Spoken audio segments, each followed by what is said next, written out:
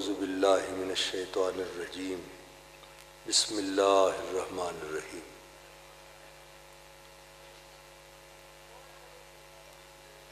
ومن یعمر مساجد اللہ فإنہا من تقوی القلوب صدق اللہ مولانا العظیم وصدق رسولہ النبی الکریم الامین ونحن علی ذلک لمن الشاہدین والشاکرین والحمد للہ رب العالمین۔ حمد محمود کہ در جملہ صور شد بانوار محمد جلوہ گر، صورت گرے ازل نے تیرے اعتبار پر ایک مشت خاک تھی جسے انسان بنا دیا۔ صدر عالی مرتبت جملہ مشائخ اعظام، صاحبان نسبت، خوشبخت حاضرین محفل، اللہ پاک کی بے شمار حمد اور اس کے محبوب کریم صلی اللہ علیہ وسلم کی بے حد و حساب نعت کے بعد کچھ مختصر گزارشات عرض کروں گا۔ دعا ہے اللہ رب العزت حق بات کہنے کی توفیق عطا فرمائے اور اس پاک آستانے سے ہم سب کو فیض یاب ہونے کی توفیق عطا فرمائے۔ شیخ کی ایک نظر زندگی بھر کے لیے کافی ہو جاتی ہے۔ میری ایک نعت شریف کا ایک شعر ہے، نعتیہ غزل ہے کہ کھڑا ہوں کب سے لے کر کاسائے جاں، کھڑا ہوں کب سے لے کر کاسائے جاں، سوال اتنا ہے ایک ترچھی نظر ہو۔ بس ایک نظر ہی کافی ہوتی ہے۔ اللہ تعالیٰ کرے کہ کوئی ہم سے ایسی ادا سرزد ہو جائے جو یار کو قبول ہو جائے۔ بس آج کی تقریب اس مسجد کے سنگ بنیاد کے حوالے سے ہے اور یہ آستانہ ہے حضرت شیخ طریقت حضرت قبلہ صوفی محمد شفیع صاحب رحمۃ اللہ تعالیٰ علیہ کا۔ میں انہی تین الفاظ پہ کچھ عرض کروں گا، ایک لفظ محمد پہ، ایک شفیع پہ اور ایک مسجد پہ، اور پھر اس کے سنگ بنیاد پہ۔ یہ تین چار باتیں میں صرف آپ تک عرض کروں گا۔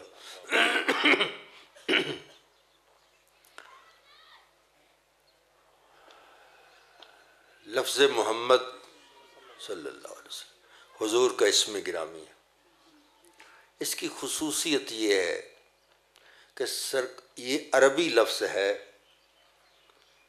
عرب کی زبان بڑی فصاحت بلاغت، اس میں سارے الفاظ سب لوگوں کے سامنے تھے، لیکن یہ لفظ اللہ نے اپنے محبوب کے لیے اس طرح محفوظ کیا ہوا تھا کہ سرکار سے پہلے یہ نام کسی کا نہیں رکھا گیا۔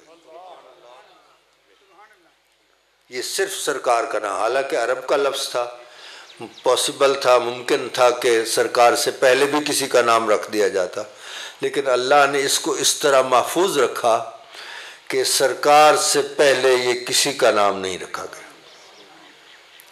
اب اس لفظ کے معنی کی طرف توجہ فرمائے۔ اللہ اکبر، یا رسول اللہ۔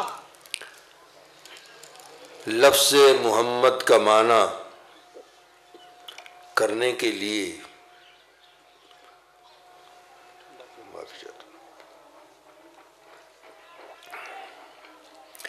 جب آپ کسی لفظ کا معنی کریں اس کے مادے کو سامنے رکھنا پڑے گا۔ مادے کی جو ترتیب ہوگی اسی حساب سے اس کا معنی ہوگا۔ لفظ محمد کا معنی ہے ہے میم دال، اس کا مادہ ہے ہے میم دال، لہذا اس کا ترجمہ یہ نہیں ہوگا صرف کہ تعریف کیا ہوا۔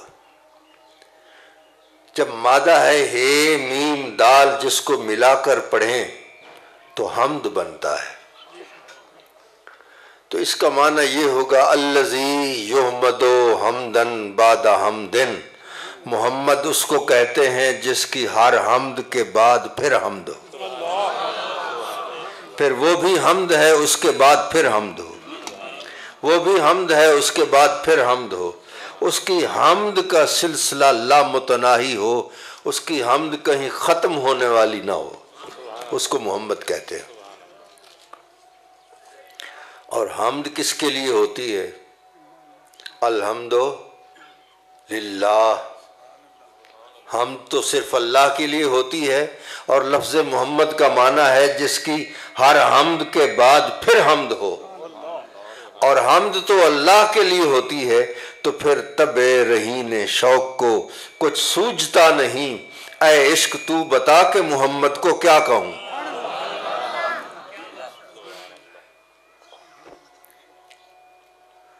اس کے لکھنے کا ایک میں طریقہ آپ کی خدمت میں عرض کرتا ہوں کہ وہ حمد جو اللہ کے علاوہ کسی کے لیے نہیں ہے، وہ حمد پہلے لکھ لیں، اور لکھنے کے بعد اس کے سر پہ میم کا تاج رکھ دیں تو محمد بنتا ہے۔ برفرق حمد ترہ میم محمد است، حمد کی چوٹی پر محمد کی میم کا ترہ ہے، بنگر کجا مقام عظیم محمد است۔ ذرا دیکھیے کہ سرکار کا مقام کتنا بلند ہے۔ اور دوسرا لفظ ہے شفیع، محمد شفیع۔ شفیع کا کیا معنی ہے؟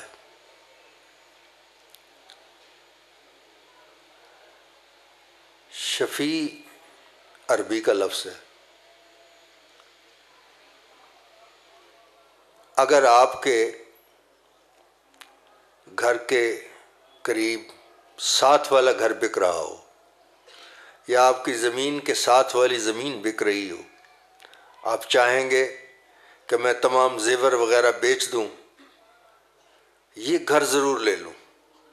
اگر زمین کے ساتھ متصل زمین ہے، بک رہی ہے، آپ چاہیں گے یہ زمین ضرور مجھے مل جائے،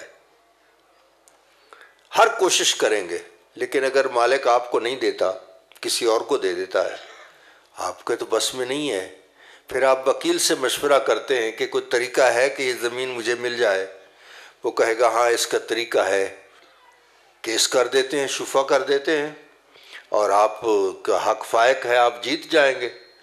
تو وہ جو مثل تیار کرتا ہے نا، اس میں لکھتا ہے کہ جناب یہ شفا کرنے والے شفیع کا موقف یہ ہے کہ اس زمین پر میرا حق ہے، یہ مجھے ملنی چاہیے۔ اب دلائل اگر مضبوط ہوں، جج انصاف پسند ہوں، تو وہ زمین اس کو مل جائے گی۔ تو شفیع کس کو کہتے ہیں؟ شفا کرنے والے کو۔ کوئی زمین پہ شفا کرتا ہے، کوئی دکان پہ شفا کرتا ہے، کوئی مکان پہ شفا کرتا ہے۔ قیامت کے دن جب ہمارا سیاہ نامہ اعمال خدا کے حضور پیش ہوگا اور اللہ تعالیٰ کو جلال آئے گا، دوزخ کے فرشتے ہمیں دوزخ کی طرف لے جانے لگیں گے، تو سرکار دو عالم صلی اللہ علیہ وسلم جو شفیع المذنبین ہیں، ہم گناہ گاروں پہ شفا فرمائیں گے۔ سرکار فرمائیں گے اس کو کہاں کر لے کر جا رہے ہو، اس پہ تو حق ہی میرا ہے۔ اور جس پہ سرکار شفا فرما دیں کہ اس پہ میرا حق ہے، اس کا میں شفیع ہوں، اس پہ میں شفا کرنے والا ہوں، تو کسی کی مجال ہے کہ سرکار سے وہ شفا جیت سکے؟ بھی ڈھونڈا ہی کریں صدر قیامت کے سپاہی، وہ کس کو ملے جو تیرے دامن میں چھپا ہو۔ تو سرکار محمد بھی ہیں، شفیع بھی ہیں۔ ہم گناہگاروں کا قیامت میں یہ عالم ہوگا کہ مجمع حشر میں گھبرائی ہوئی پھرتی ہے، مجمع حشر میں گھبرائی ہوئی پھرتی ہے، ڈھونڈنے نکلی ہے مجرم کو شفاعت تیری۔ حضور کی شفاعت خود گناہگاروں کو ڈھونڈ رہی ہوگی۔ اور میری ایک نعت شریف کا شعر ہے، وہ بھی میں آپ کی خدمت میں پیش کر دیتا ہوں کہ بے قراری سے مجھے ڈھونڈ رہی ہے بخشش، بے قراری سے مجھے ڈھونڈ رہی ہے بخشش، کیوں؟ شاید اس نے تیرے ابرو کا اشارہ دیکھا۔ بے قراری سے مجھے ڈھونڈ رہی ہے بخشش، شاید اس نے تیرے ابرو کا اشارہ دیکھا۔ تو آج اس آستانے پر مسجد شریف کا سنگ بنیاد ہے۔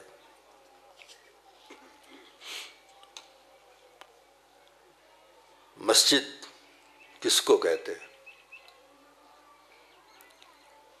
جہاں سجدہ کیا جائے، سجدے کی جگہ کا۔ پہلے انبیاء میں یہ ہوتا تھا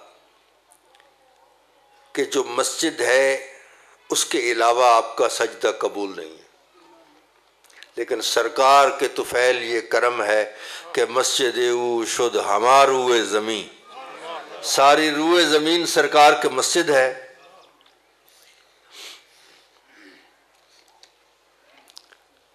جہاں سجدہ کریں قبول ہے، بلکہ جو یہ نسبت والے اشاق تو کچھ اور ہی بات کرتے ہیں۔ وہ کہتے ہیں مقصود ما ز دیر و حرم جز حبیب نیست، مقصود ما ز دیر و حرم جز حبیب نیست، ہر جا کنیم سجدہ بداں آستاں رسد، ہم جہاں بھی سجدہ کریں اسی یار کو پہنچے گا سجدہ۔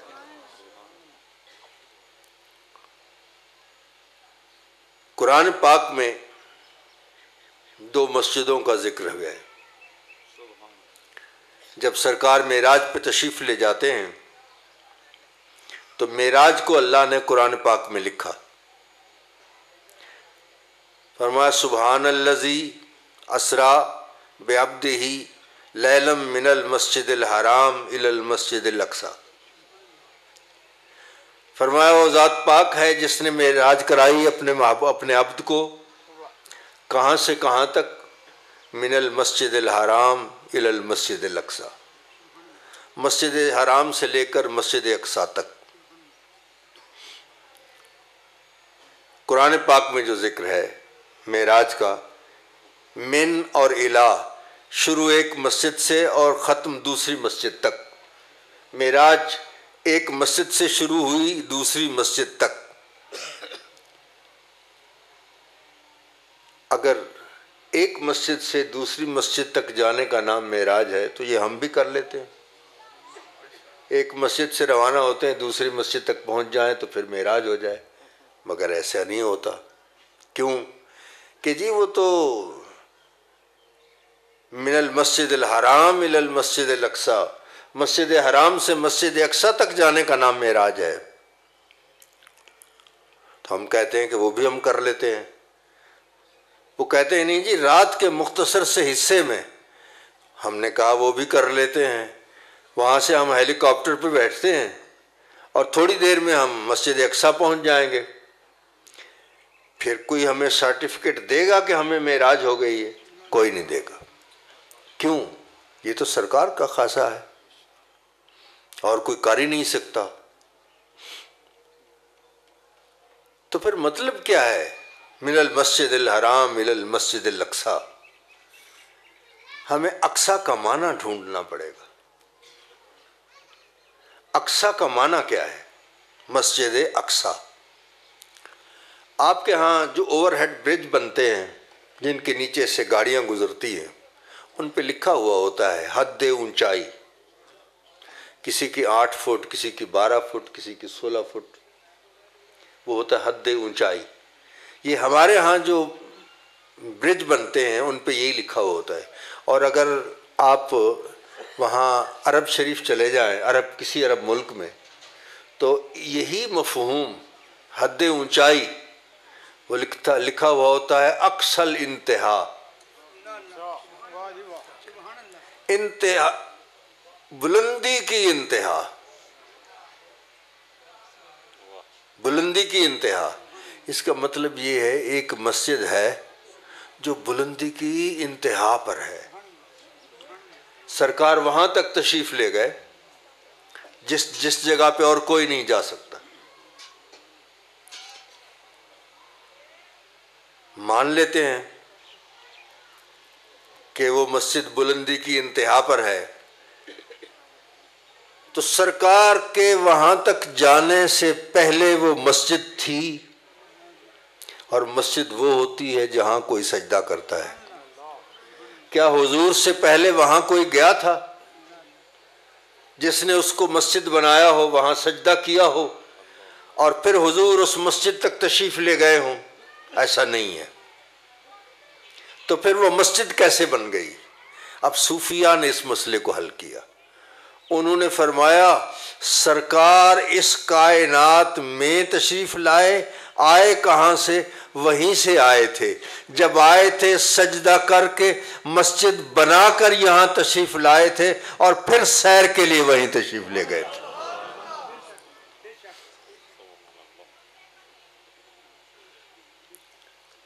اور شروع کہاں سے ہوئی معراج؟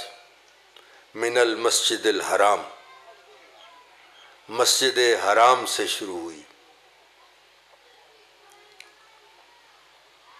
عظیم مسجد، بڑے مرتبے والی مسجد کعبہ شریف جہاں ہے، حضرت خواجہ غلام فرید قدس سرہ العزیز جب تشریف لے جاتے ہیں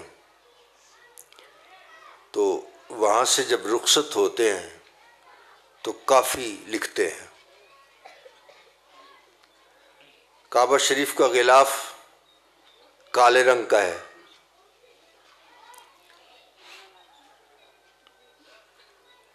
اور یہ کالے رنگ کا کیوں ہے؟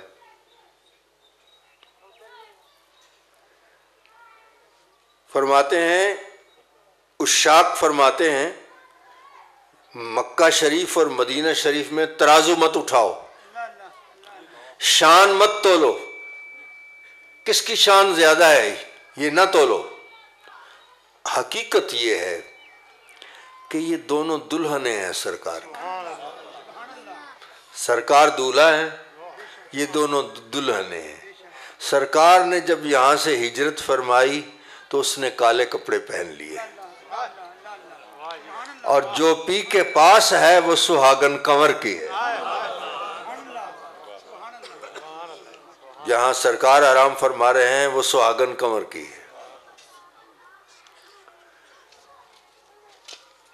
تو جب آپ نے حضرت خواجہ غلام فرید قدس سرہ العزیز نے وہاں سے آپ رخصت ہونے لگے تو کافی کیا لکھتے ہیں؟ اج سانولڑے مکلایا، سانولے رنگ کا، چونکہ وہ محبوب کو سانول کہتے ہیں، تو وہ کالے رنگ کو، یہ عشاق کا ایک انداز ہے کہ وہ لیلا کو بھی کالا نہیں کہتے، لیلا کو بھی کالا نہیں کہتے۔ حضرت خواجہ محمد یار فریدی علیہ رحمت فرماتے ہیں آکھاں میں کیا ہی جگ دے وچ کیرا کیرا لگ دے میٹھا۔ اس کا ایک مصرع ہے مجنوں کو لیلا خوب دا کالا کتا لگ دے میٹھا۔ لیلا کو کالا نہیں کہا، اس کو خوب کہا ہے، خوبصورت کہا ہے کہ اس کا جو کالا کتا ہے وہ بھی اچھا لگتا ہے، پیارا لگتا ہے عاشق کو۔ تو آپ نے اس کو سانولڑا فرمایا۔ سانول اور کسی کو پیار سے کہا جائے تو اس کو سانولڑا کہتے ہیں۔ تو وہاں سے جب رخصت ہوئے تو آپ نے لکھا اج سانولڑے مکلایا۔ مکلایا مانا رخصت ہوا۔ جب کوئی ایک دوسرے سے مل کے جاتے ہیں تو اس کو سرائکی میں مکلاونا کہتے ہیں، کہ میں ان سے اجازت لے لوں، رخصت ہو جاؤں، یعنی میں مکلا لوں، یہ ہے سرائکی کا لفظ۔ تو فرماتے ہیں اج سانولڑے مکلایا۔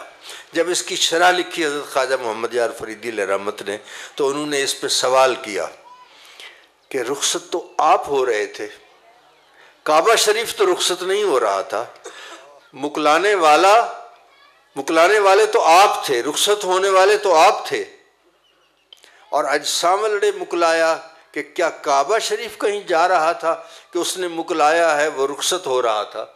تو اس پہ اس سوال کا جواب بھی آپ خود دیتے ہیں۔ آپ فرماتے ہیں کعبے دو ہیں، کعبے دو ہیں، ایک ظاہری کعبہ ہے، ایک باطنی کعبہ ہے۔ کعبۃ اللہ، اللہ کا گھر، وہ ایک واقعہ ہے، حضرت علامہ اسماعیل حقی رحمۃ اللہ علیہ نے لکھا ہے روح البیان میں۔ وہ فرماتے ہیں کہ ایک آدمی حج پہ روانہ ہوا، تیار ہوا، بچہ چھوٹا تھا، اس نے پوچھا ابا جان کہاں کی تیاری کر رہے ہیں آپ؟ اس نے کہا میں بیت اللہ شریف جا رہا ہوں۔ وہ عربی تھے تو ان کو تو بیت اللہ کا معنی کا پتہ ہی تھا کہ اللہ کے گھر کو بیت اللہ کہتے ہیں۔ اس نے کہا ابا جان مجھے بھی ساتھ لے چلے۔ اس نے کہا تم کیا کرو گے؟ اس نے کہا ابا جان آپ کیا کریں گے؟ اس نے کہا میں بیت اللہ کو دیکھنے جا رہا ہوں، بیت اللہ کی زیارت کے لیے جا رہا ہوں۔ اس نے کہا آپ اللہ کے گھر کی زیارت کرنے جا رہے ہیں، میں گھر والے کی زیارت کے لیے جا رہا ہوں۔ اس نے کہا چلو، اس کے شوق کو دیکھ کے اس کو ساتھ لے لیا۔ جب وہ کعبہ شریف نظر آیا تو کہتے ہیں کہ کعبہ شریف پہ جب پہلی نظر پڑے تو آپ جو دعا مانگیں گے وہ قبول ہوگی۔ تو وہ جب پہلی نظر پڑی تو اس کے والد نے دعائیں پڑھیں، جو مانگنے والی تھی وہ مانگی۔ اچانک دیکھا تو بچہ گرا ہوا ہے اور فوت ہو چکا ہے۔ وہ بڑا پریشان ہوا، اچھا بھلا صحت مند بچہ میں ساتھ لے کے آیا تھا، اس کو کیا ہو گیا ہے؟ تو ہاتف غیب نے آواز دی انت طلبت البیت، تو نے اللہ کے گھر کی طلب تھی تجھے، اور اس کو گھر والے کی طلب تھی، تجھے گھر مل گیا ہے، اسے گھر والا مل گیا ہے۔ تو بیت اللہ کا معنی ہے اللہ کا گھر، اور گھر وہی ہوتا ہے جہاں وہ رہتا ہو۔ اب اگر ہم ان سے پوچھیں کہ یا اللہ تو کہاں رہتا ہے؟ یہ جو پتھر کی چار دیواری ہے اس میں رہتا ہے؟ یہ جو مسجد ہے یہ بیت اللہ ہے، یہ اللہ کا گھر ہے، اس میں رہتا ہے؟ تو کہاں رہتا ہے؟ تو وہ فرماتا ہے لا یسعنی سمائی ولا ارضی، نہ میں اپنی زمین میں سما سکتا ہوں، نہ میں اپنے آسمان میں سما سکتا ہوں، میں سما سکتا ہوں تو بندہ مومن کے دل میں سما سکتا ہوں۔ تو اصل کعبہ کیا ہے؟ بندہ مومن کا دل ہے۔ یہ الگ بات ہے کہ ہم نے اس میں 360 بت رکھے ہوئے ہیں، جب تک ہم اس سے پاک نہیں کریں گے، یار گھر میں کیسے آئے گا؟ یار تو گھر میں تب آئے گا جب اس کو پاک کر دیں گے۔ اور پاک کیسے ہوتا ہے؟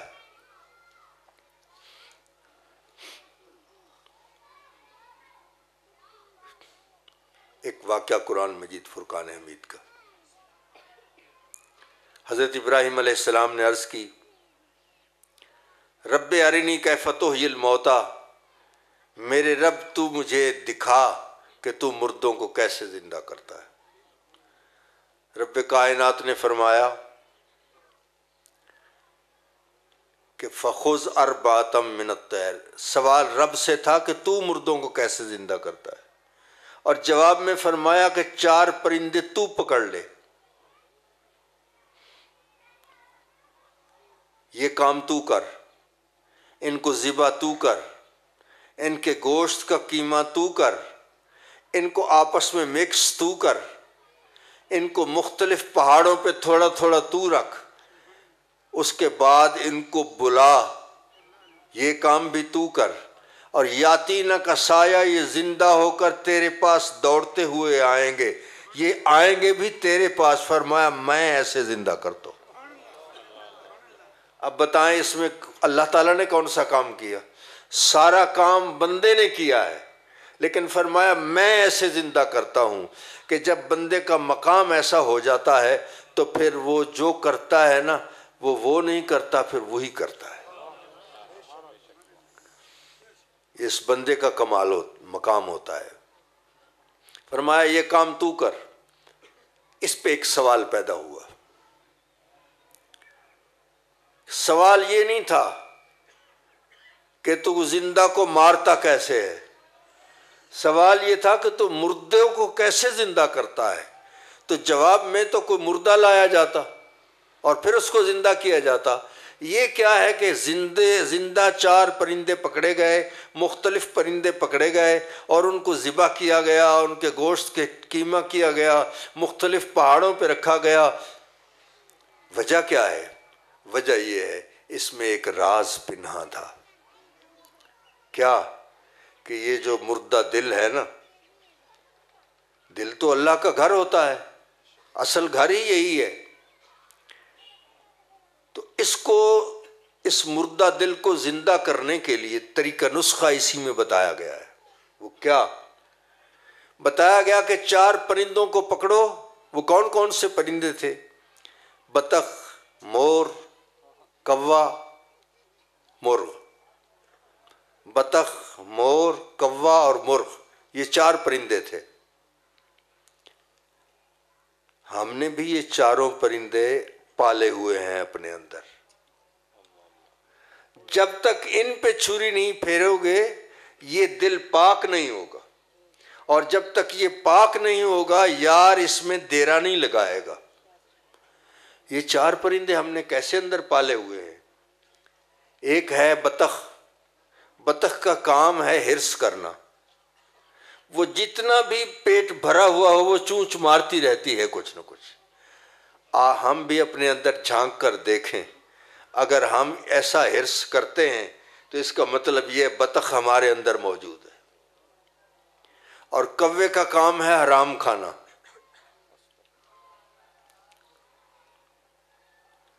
ہم اگر جھانک کر دیکھیں کیا ہم حرام کھاتے ہیں تو پھر کوا بھی ہمارے اندر موجود ہے.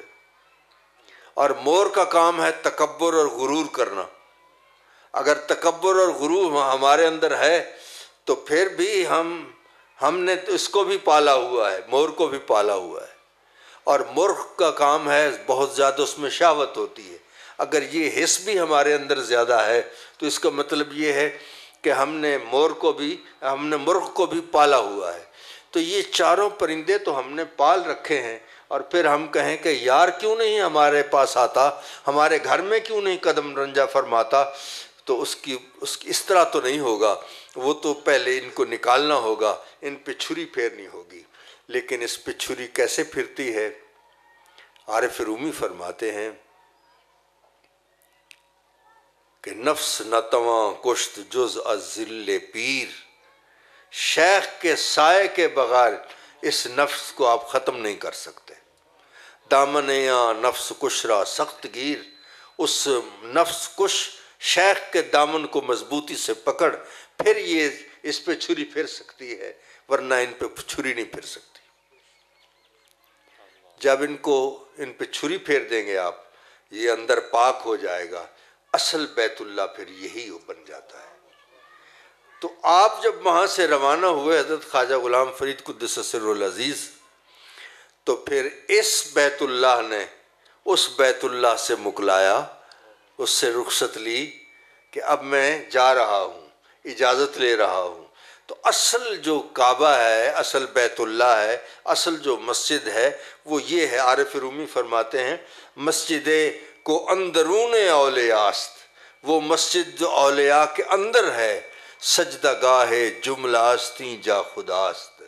وہ تمام کی سجدہ گاہ وہی ہے، اس لیے کہ خدا اسی میں ہوتا ہے، رب اسی میں ہوتا ہے، اللہ اسی میں ہوتا ہے. لیکن اس کے لیے ضروری ہے کہ ہم اپنی اس مسجد کو پاک کریں. صرف ظاہری مسجد کو پاک نہیں کرنا، ہم نے اپنی باطنی مسجد کو پاک کرنا ہے. اور وہ پاک کس طرح ہو سکتی ہے؟ شیخ کامل کی نظر سے پاک ہو سکتی ہے. میں ایک واقعہ آپ کی خدمت میں عرض کرتا ہوں. ایک آدمی سے میرے ایک دوست نے سوال کیا کہ کوئی اپنے شیخ کا واقعہ سناؤ. اس کی بیعت کوٹ مٹھن شریف تھی حضرت نازک کریم رحمۃ اللہ علیہ سے. اس نے کہا میں جگ بیتی سناؤں یا ہڈ بیتی سناؤں؟ اس نے کہا جی اگر ہڈ بیتی سناؤ تو کیا بات ہے؟ وہ کہنے لگا بات یہ ہے کہ جوانی کا دور تھا میرا، ایک خاتون کے ساتھ میرے تعلقات ہو گئے، صرف دیکھنے کی حد تک ایک تعلق تھا، مگر وہ دیکھنا بھی میسر نہیں آتا تھا۔ ہم نے پروگرام بنایا، چونکہ وہ بھی وہیں بیعت تھی میں بھی وہیں بیعت تھا، ہم نے پروگرام بنایا کہ چلو کوٹ مشن شریف چلتے ہیں، تم اندر کام کرنا میں باہر کام کروں گا، کبھی کبھی دیکھ لیں گے، ملاقات ہو جایا کرے گی۔ اسی پروگرام سے دونوں وہاں چلے گئے۔ وہ کہتا ہے میں آپ وہاں رہتا تھا تو 2 روپے مجھے کھان لنگر بھی ملتا تھا، 2 روپے بھی روزانہ ملتے تھے۔ عصر کے وقت آپ وظیفہ پڑھتے تھے، میں آپ کے سامنے بیٹھ جاتا تھا، آپ وظیفہ پڑھتے ہوئے بولتے نہیں تھے، میں سامنے بیٹھا ہوا ہوتا تھا۔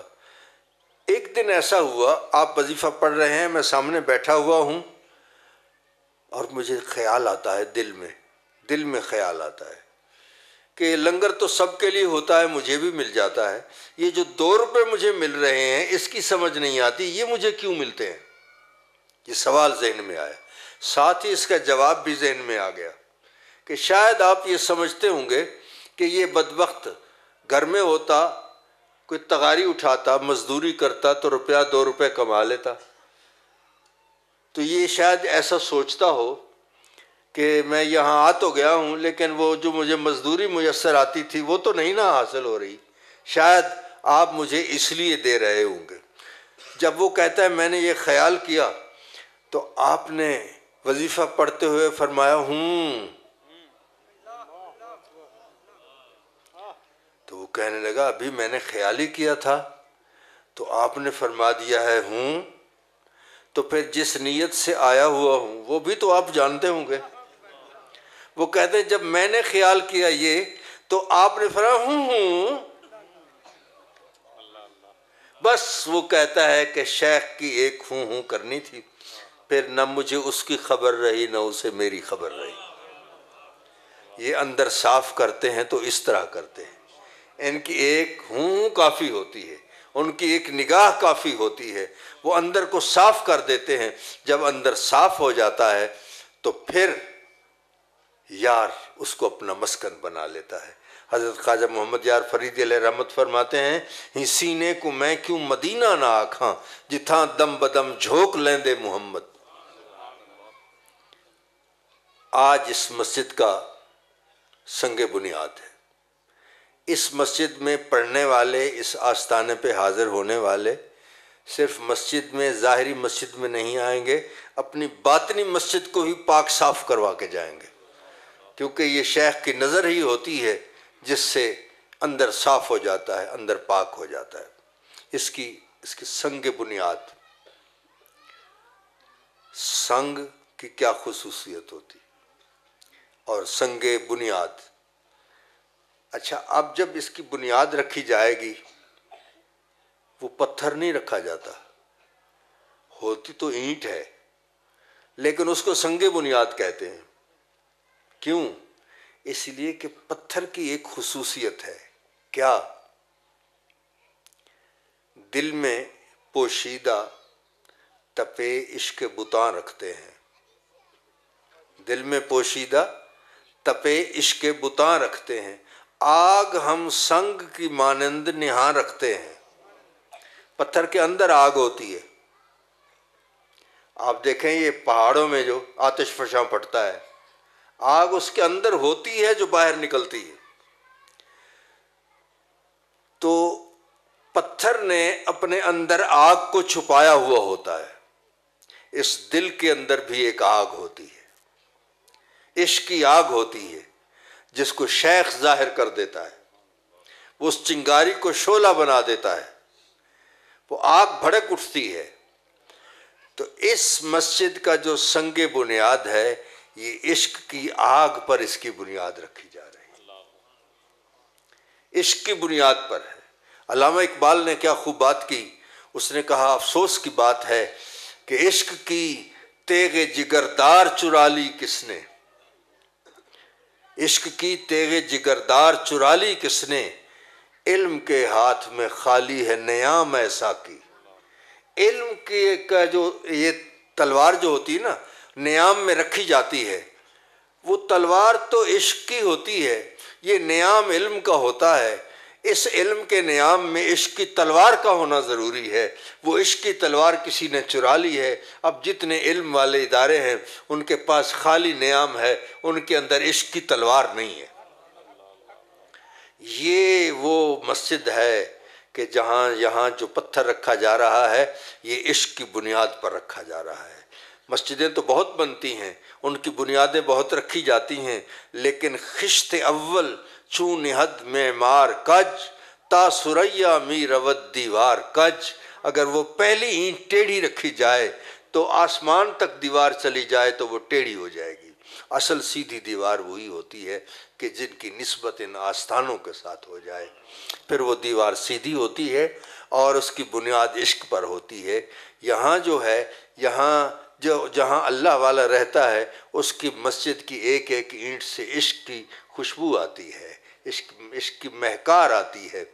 یہاں جو بھی نماز پڑھنے کے لیے آئے گا وہ عشق کی دولت سے مالا مال ہو جائے گا. مجھے یہ سن کر بہت خوشی ہوئی ہے کہ مسجد کی جو یہ تنظیم ہے، تنظیم العزیز، جس کو قبلہ شیخ طریقت حضرت قبلہ صوفی محمد شفیع صاحب رحمۃ اللہ تعالیٰ علیہ نے جو بنائی تھی، اس کے صرف اور صرف عہدہ داران نے جو اس کے لیے جمع کیا ہے وہ 12 لاکھ روپیہ جمع ہو چکا ہے، صرف عہدہ داران کا.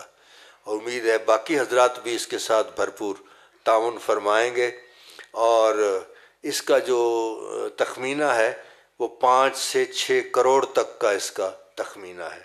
یہ کام ہو جاتے ہیں، کبھی رکتے نہیں ہیں. یہ کام اللہ اور اس کے رسول کے جو کام ہیں وہ رکتے نہیں ہیں، لیکن وہ آدمی خوش نصیب ہوتا ہے جس کا کہیں اس میں حصہ شامل ہو جاتا ہے تو وہ بڑا خوش نصیب ہوتا ہے. میں نے امریکہ میں ایک جگہ دیکھا ہے کہ انہوں نے ایک جہاں CNN کا ٹیلی ویژن ہے تو اس کے باہر ایک جگہ انہوں نے مخصوص کی ہوئی ہے، تو وہاں کچھ انہوں نے تعمیر کرنا تھا رفاہ عامہ کے لیے. تو انہوں نے اعلان کیا کہ یہاں جو آدمی $10 دے گا اس کے نام کی یہاں 1 اینٹ لگ جائے گی. تو ایسا ہوا، میں نے خود جا کے دیکھا کہ وہاں جو اینٹیں لگی ہوئی ہیں فرش پہ، اس پہ ہر ایک کا نام لکھا ہوا ہے جس نے $10 دیے تھے. یہ تو ظاہری بات ہے نا. اور جو اس مسجد میں، اس آستانے میں جو 1 اینٹ لگائے گا وہ تو اس کی بارگاہ میں اس کا نام لکھا جائے گا. ماشاءاللہ مسجد کے لیے جی ماشاءاللہ قبول فرمائیں. میں فقیر آدمی ہوں، میں بھی اس کے ساتھ شامل کر دیتا ہوں تھوڑا سا. یہ میری طرف سے قبول فرمائیں.